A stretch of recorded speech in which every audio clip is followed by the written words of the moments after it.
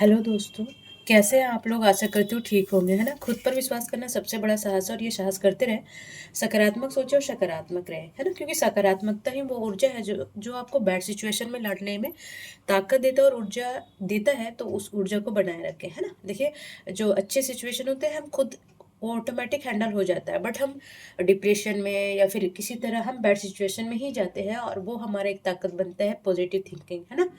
तो चलिए, स्वागत है आप लोगों को एफ टी AFT चैनल। एक मिनट ना। ओके, AFT एडू बूस्ट में, है ना। इस चैप्टर से जितना भी नॉलेज है उसे और बूस्ट और तेजीला, है ना। देखिए, जो संविधान का संशोधन है, मैं सोच रही हूँ सारे संशोधन एक साथ में करवा दूँ। इसके थोड़ा 10 से 11 कुछ क्लासेस होंगे, मैं एक ही साथ नहीं लाई हूँ ताकि आप लोग का इंटरेस्ट बना रहे। और इसको पार्ट वाइज बांट बांट के पढ़ने में हमें बहुत कुछ क्लियर भी हो जाता है। और देखिए, मैं जब संशोधन पढ़ाऊंगी तो उसमें जो टर्मोलॉजी वगैरह है उसको मैं क्लियर करते जाऊंगी, है ना। तो ये मैं सोच रही हूँ संशोधन के बाद आर्टिकल्स पढ़ा दूँ, क्योंकि देखिए संशोधन ना हर एक एग्जाम में आता है, चाहे वो UPSC हो, JPSC हो, BPSC हो, ऑल स्टेट एग्जामिनेशन जितने भी हो, वनडे एग्जामिनेशन हो, SSC, रेलवे, जितने भी एग्जाम है ना, तो उसमें जो संशोधन से एक दो क्वेश्चन रहता है। तो क्यों ना हम 10-15 मिनट कर कर सारे संशोधन को कंप्लीट कर दे, ताकि जो एक दो मार्क्स के लिए हम रह जाते हैं वो हमें बाधा ना बने और हमारा ये प्लस पॉइंट बन के चले, है ना। तो हर एक टॉपिक को हमें इक्वल वेटेज देना पड़ेगा, क्योंकि हम कोई एक दो टॉपिक को उठा के हम आगे या सिलेक्शन नहीं ले सकते, है ना। हर हर में महारत हासिल नहीं है, पर सब में नॉलेज होना, ताकि हमसे उससे 10 क्वेश्चन है तो कम से कम 9 बने ही बने, है ना। इतना टारगेट लेके चलेंगे तभी आगे हम अच्छे से कर पाएंगे और सिलेक्शन ले पाएंगे, चाहे UPSC हो, BPSC हो, JPSC हो, UPPCS हो, जितने भी MPPCS हो, है ना। तो आज से मैं संशोधन स्टार्ट कर रही हूँ पॉलिटी का। और देखिए, मैं ना पॉलिटी के बहुत सारे क्लासेस ना में काफ़ी अच्छा क्लास हुआ है, आप जाके देखेंगे, बहुत अच्छे से समझा रखी हूँ मैं। और एक बार देख लेंगे। जो आप लक्ष्मीकांत तो देखिए पढ़ना ही है ना। तो लक्ष्मीकांत पढ़ेंगे और जो कोचिंग का नोट्स और मेरा क्लास, 3 जगह से आप पढ़िए, इनफ है। एक स्टैंडर्ड बुक तो आपका हो गया और बाकी प्रैक्टिस शीट लगा है, ठीक है। तो चलिए हम स्टार्ट करते हैं कि संवैधानिक संशोधन एक नज़र में, है ना, कि इसमें क्या कंस्टिट्यूशन अमेंडमेंट एट ग्लैंस, है ना। तो इसे क्लास 1 और इसके बोली 10-11 क्लास बनेंगे, मैं 10-10 संशोधन लेके आऊँगी, है ना।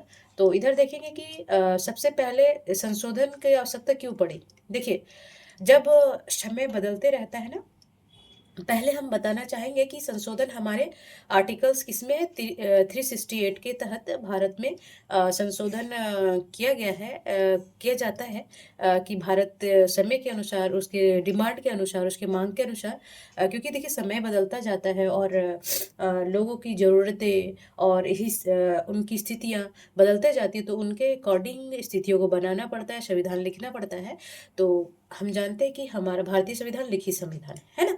तो उसमें क्या करना पड़ेगा, जो लिखा हुआ है उससे थोड़ा एक्सचेंज करेंगे या फिर चेंज करेंगे, उसमें नया रूल लाएंगे।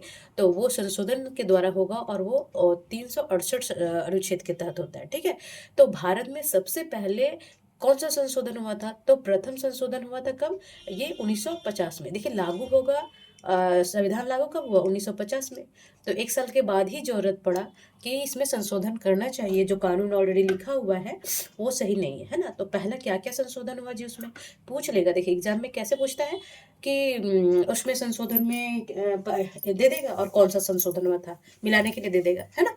तो इस तरह के क्वेश्चन पूछता है। फिर पूछ लेगा कि हाँ, पूछ लेगा कि है जो ये स्टेटमेंट उठा के दे देगा। फिर वो पूछेगा कि हाँ, ये किससे संशोधन में, फिर पहला संशोधन कब हुआ, डेट भी पूछ लेगा। तो सबसे पहले याद रखेंगे कि पहला संशोधन कब हुआ था, 1951 में, ठीक है। और ये हमारे संविधान लागू होने के एक साल के बाद ही ये पहला संशोधन हुआ।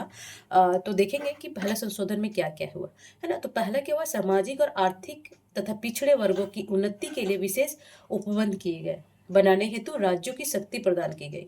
देखिए, हमें डिटेल से नहीं पढ़ना है, बस ये हम पैराग्राफ देख लेंगे।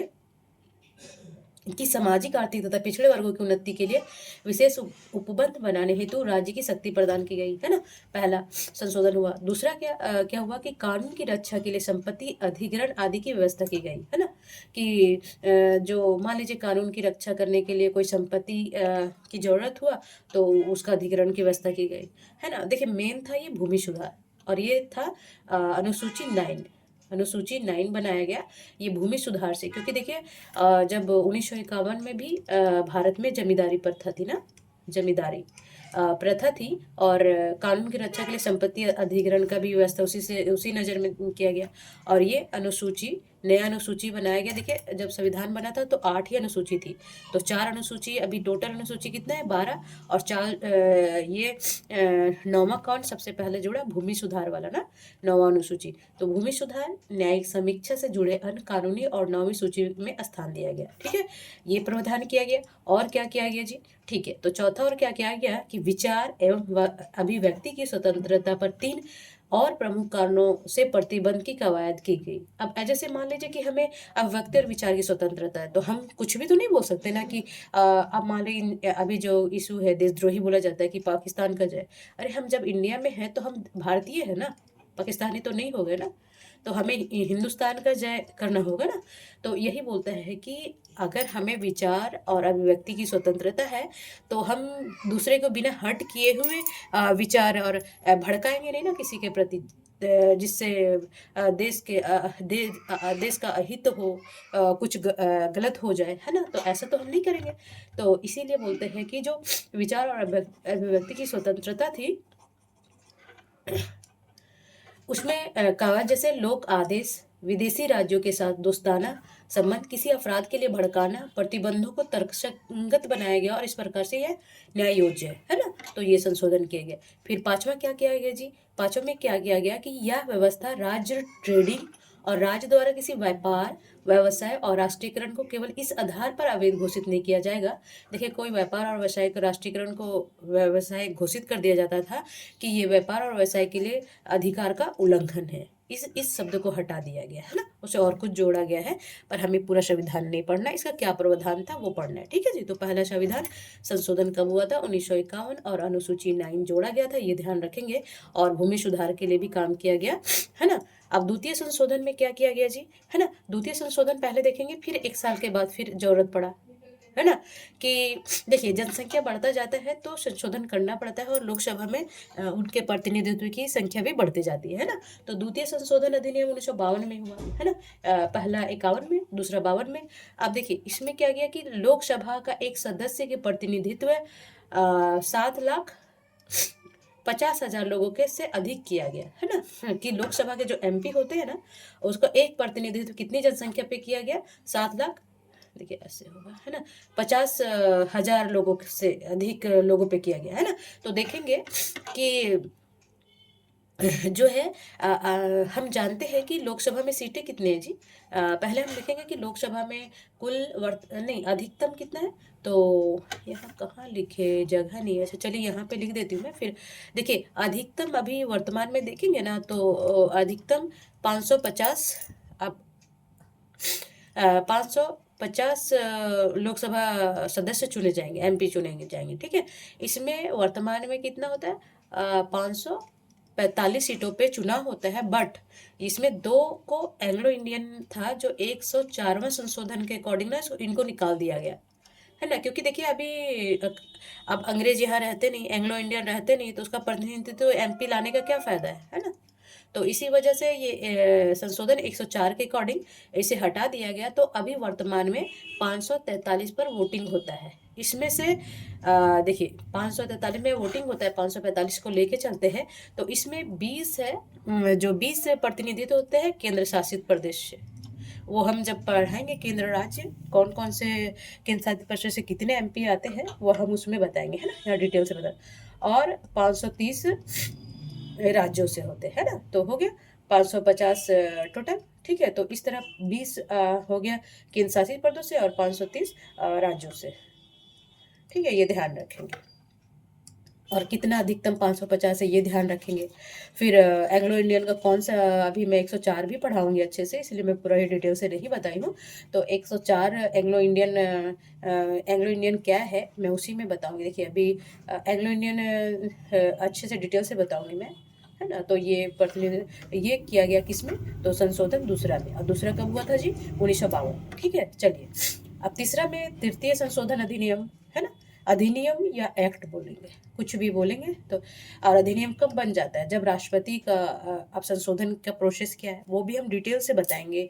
अब घबराए नहीं, हर चीज़ को मैं ना डिटेल से पार्ट वाइज पढ़ाऊंगी ताकि आपका हर चीज़ ना दिमाग में फिक्स हो जाए, है ना। चलिए, तो तृतीय संशोधन अधिनियम 1954 में आया था, है ना।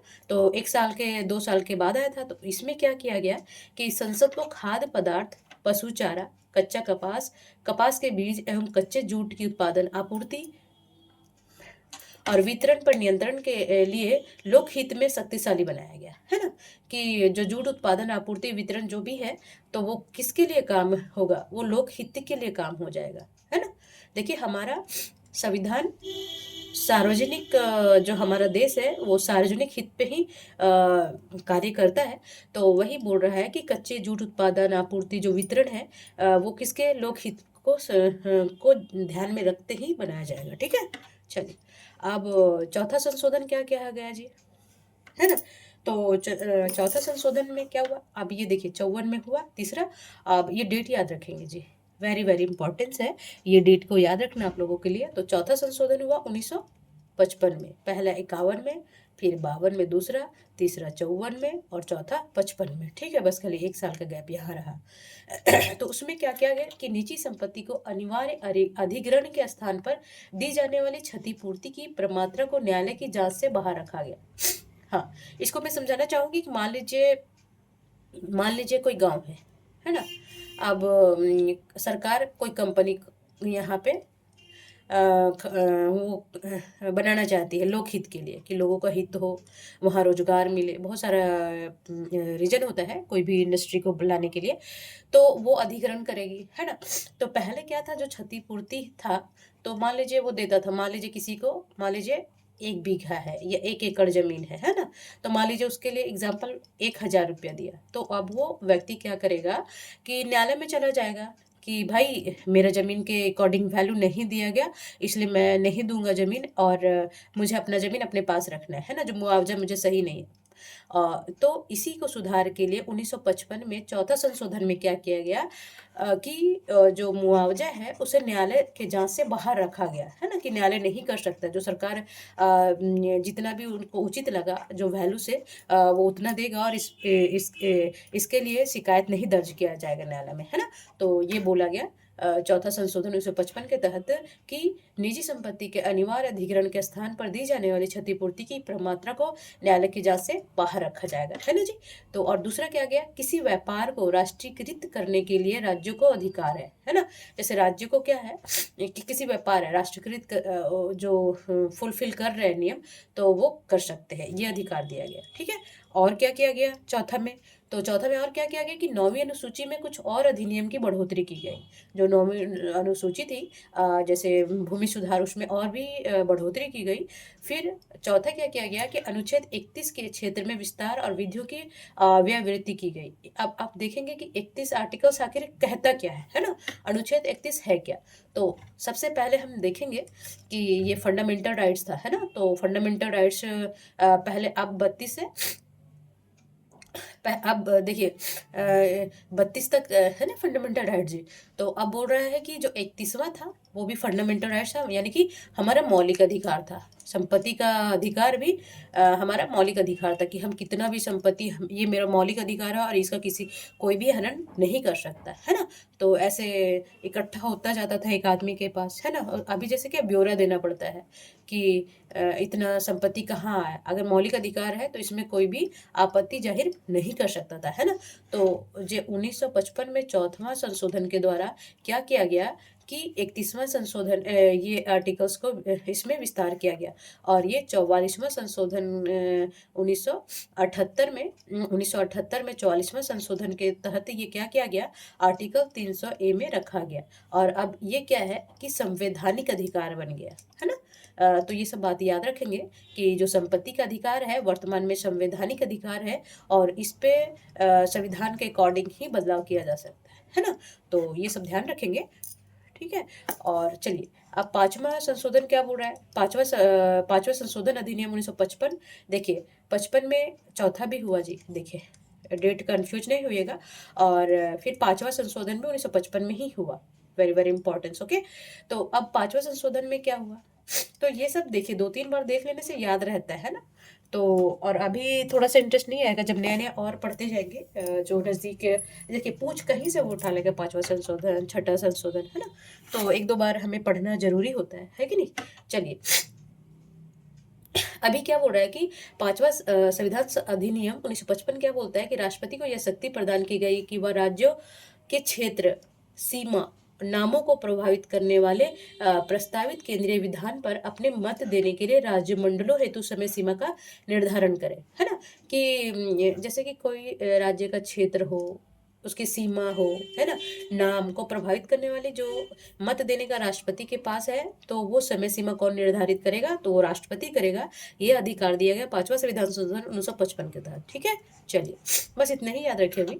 और ये छठावा संशोधन 1956 में, देखिए बस 1 साल बाद हुआ और 55 में 2 हो गए, और छठा संशोधन 1956 में हुआ। और इसमें क्या बोला गया कि केंद्रीय सूची में नए विषयों का जुड़ाव, जैसे अंतर्राज्यीय व्यापार वाणिज्य के तहत वस्तुओं की खरीद बिक्री पर कर और इसी संबंध में राज्यों की शक्ति पर पाबंदियां की गई। ये छठा संशोधन में किया गया, ठीक है। चलिए अभी क्या है, सातवां संशोधन में 1956 में ही हुआ, देखिए छठा सातवां। तो 55 हुआ, 56 में देखिए छठा और सातवां हुआ, है ना। तो ये याद रखेंगे, कंफ्यूज नहीं होइएगा, ठीक है। तो इसमें क्या क्या किया गया कि राज्यों को 4 वर्ग में, पहले देखिए, पहले जब हम राज्य स्थापना दिखाएंगे कि राज्य का फॉर्मेशन या फिर स्टेट फॉर्मेशन या फिर राज्य का स्थापना कब कब हुआ, कौन कौन सा राज्य किससे अलग हुआ, महाराष्ट्र से गुजरात हुआ, हरियाणा, पंजाब, चंडीगढ़ से हुआ। तो इस तरह जब हम देखेंगे तो वहाँ हम बताएंगे कि पहले राज्य क्या थे जब अंग्रेज A, B, C और D कैटेगरी में बांटे गए थे, ठीक है। तो ये सातवां संशोधन अधिनियम के अकॉर्डिंग उसे 4 वर्गों को समाप्त करके समाप्ति, जैसे भाग का, ख और ग और घ, इसके स्थान पर राज्यों को 14 राज्यों और 6 केंद्र शासित प्रदेशों को स्वीकृति दी गई, है ना। जैसे ए राज्य अलग थे, हैदराबाद अलग था, इस कैटेगरी वाइज का, खा, ए बी या का खा, कुछ भी लिख सकते हैं। तो इसमें बांटा गया था। अब क्या किया गया, संशोधन करके सातवां संशोधन 1956 में 14 राज्यों को बांटा गया। इसमें हम राज्य में बताएंगे कि 14 राज्य कौन कौन से थे और 6 केंद्र शासित प्रदेश तभी कौन कौन से थे, ठीक है। तो अभी डिटेल से यहाँ नहीं बताएंगे, काफी लेंदी हो जाएगा क्लास, ठीक है जी। तो अभी सारा चैप्टर वाइज पढ़ाएंगे तो उसमें बताएंगे, ठीक है। तो इसमें क्या है कि 14 राज्य एवं 6 केंद्र शासित प्रदेशों को स्वीकृति दी गई, ठीक है। फिर आगे क्या किया गया कि 6 केंद्र शासित प्रदेशों में उच्च न्यायालय के न्याय के क्षेत्र का विस्तार किया गया, है ना। बोल रहा है कि केंद्र शासित प्रदेशों में उच्च न्यायालय के न्याय का क्षेत्र, है ना। मान लीजिए कि जो हाई कोर्ट है उसमें न्याय क्षेत्र का, कि वो विवाह पे भी दे सकता है, एज ए एग्जांपल बोल रही हूँ, वो तलाक पे भी न्याय दे सकता है ना। तो ये हाई कोर्ट की जो शक्ति थी ना, न्यायालय, उसका विस्तार किया गया, ठीक है। अब और आगे देखेंगे कि तीसरा इसमें किसमें किया गया, सातवां में, याद रखेंगे, ठीक है। अब एक बार में तो याद नहीं होगा संशोधन तो 1-2 बार पढ़ना पड़ेगा आप लोग को, ठीक है। चलिए तो क्वेश्चन नंबर सॉरी, इसमें तीसरा संशोधन क्या किया कि 2 या 2 से अधिक राज्यों के बीच सामूहिक न्यायालय की स्थापना की गई, है ना। देखिए वर्तमान में 25 न्यायालय है, टोटल कुल कितने न्यायालय है, 25, और 25वां कौन सा है, हैदराबाद, है ना, हैदराबाद न्यायालय। तो पहले 25 न्यायालय में आपके 28 और 8 केंद्र शासित प्रदेश तो नहीं आएंगे ना जी। तो कुछ न्यायालय ऐसे हैं जिसमें एक से अधिक, मान लीजिए चंडीगढ़ है, वो हरियाणा और पंजाब का दोनों को संभालता है, और तमिलनाडु का ये पुडुचेरी का संभालता है ना। तो फिर हो गया केरल, कच्छ को संभालता है। तो इस तरह क्या करते हैं कि ये जो रूल लाया गया, कब लाया गया, ये सातवां संशोधन 1956 में लाया गया, है ना। और इसके तो यही बोल रहा है कि 2 या 2 अधिक राज्यों के बीच सामूहिक न्यायालय की स्थापना करने का अधिकार संशोधन 1956 में और सातवां संशोधन के द्वारा किया गया। ठीक है। फिर चौथा क्या बोल रहा है कि उच्च न्यायालय के अतिरिक्त न्यायाधीश एवं कार्यकारी न्यायाधीश। हाँ, चलिए मैं बताना चाहूँगी कि यहाँ पे देखिए कुछ टर्मिनोलॉजी है, हम ऐसे रैंडम नहीं निकल जाएँगे, क्योंकि देखिए जब हम पढ़ते हैं, जब तक एक टर्मिनोलॉजी का अच्छा ज्ञान नहीं होता है तो हम बाउंस कर जाते हैं और क्वेश्चन वहीं लटक जाता है। पॉलिटी ऐसा ही है, देखिए हार्ड नहीं है, हर टर्मिनोलॉजी का अगर हमें नॉलेज हो जाए तो गलती नहीं होती है, गलती होने की संभावना ना के बराबर होती है ना। तो इसमें देखिए क्या बोल रहा है कि उच्च न्यायालय, है ना जी। तो इसमें मैं समझाना चाहूंगी कि उच्च न्यायालय में अतिरिक्त न्यायालय न्यायाधीश, मान लीजिए हाई कोर्ट है, ठीक है, तो मान लीजिए बर्डन हो गया कि बहुत काम बढ़ गया, तो इतना में मान लीजिए इसमें 20 न्यायाधीश है एक हाई कोर्ट में, तो जरूरत पड़ा तो संशोधन के द्वारा इसमें 21, और ये संसद करेगा, है ना। संशोधन कौन करेगा? संसद ही करता है, विधानमंडल तो करता नहीं है ना, ये तो पता होगा। तो मान लीजिए 20 है, अब बहुत वहाँ पे केसेस आने लगे, बर्डन बढ़ता गया, तो जरूरत पड़ा कि चलो 2 न्यायाधीश को और बढ़ा दे, है ना। देखते होंगे कभी 31 से 32 हो गया किसी राज्य का, तो देखेंगे कि 22 करने का, तो 2 बढ़ाने का अधिकार भी ये 7वां संशोधन 1956 में ही लाया गया, ठीक है।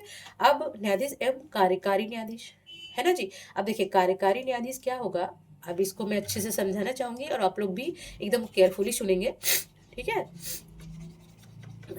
हाँ, ये तो हम दिखा दी कि अतिरिक्त न्यायाधीश क्या होते हैं, ठीक है। अब हम समझा रहे हैं आप लोगों को कि कार्यकारी न्यायाधीश क्या होता है। कार्यकारी न्यायाधीश क्या होता है, देखिए मान लीजिए